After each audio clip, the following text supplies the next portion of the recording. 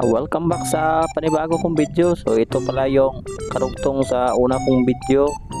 So ito nakita ko yung mga amigo ko, si Kagid at saka si Janlo.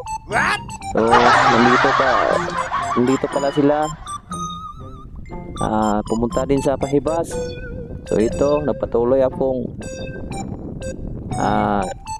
nagtingin-tingin kung may mga kinhason dito. So ito po siya.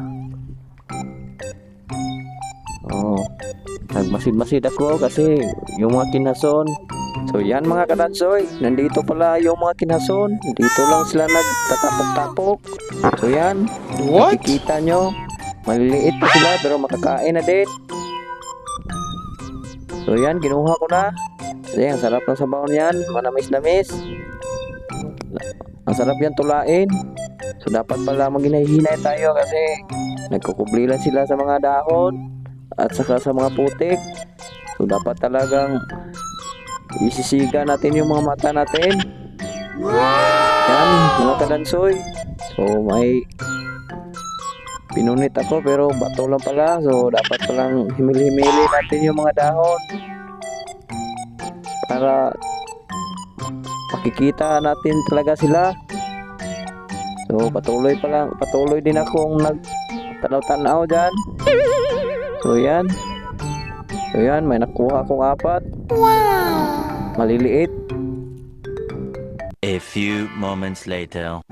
So ito na yung pinakahihintay naming parte sa pagpunta namin ng Pahibas. So yan, dakmaan na ng isda. So yun, may nadakma na tayo mga kadansoy. So yan, pinusa na natin yung ulo. So 1 point tayo na. So silid natin yung plastic. So balik tayo kaagad kasi para makadami tayo ng isda. So yan pusing na yung iba. May mga panang dala. Yan, so dakma tayo ulit. So yung nakablo, patingin-tingin lang yan pero sa pukot yan nangunguha. Yan, 2 points na tayo mga kadansoy. So kinuha ko na yung plastic, kinagat ko na para hindi tayo matagalan sa pagsilid ng isda, para makakuha tayo ng marami. Yan mga kadansoy. So dami talagang tao, saya talaga pag may Pahibas.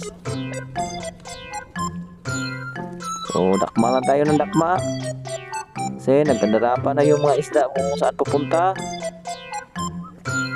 Kasi rambulan na ng mga tao dito. So makita nyo diyan mga kadansoy. So yan, nagtatagalog ako dito para maintindihan ng lahat. Pero sinsya na sa mga Tagalog ko ha. Yun, dami talagang tao mga kadansoy. So yan, dakma lang tayo ng dakma kasi marami talagang isda pero hindi gaano malalaki. So marami tayong nahuli dyan mga kadansoy.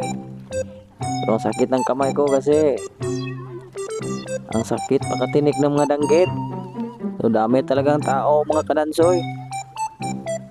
So tingin-tingin lang tayo dyan mga kadansoy kasi nagpulasan na yung mga isda sa dami ng taong nandyan. So yan, dami talagang tao mga kadansoy. Kita nyo naman sa video.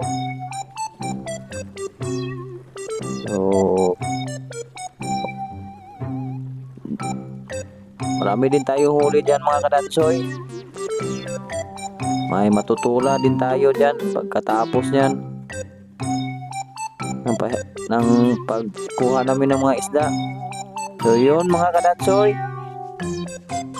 paki-follow and share yung video ko kung nagustuhan nyo.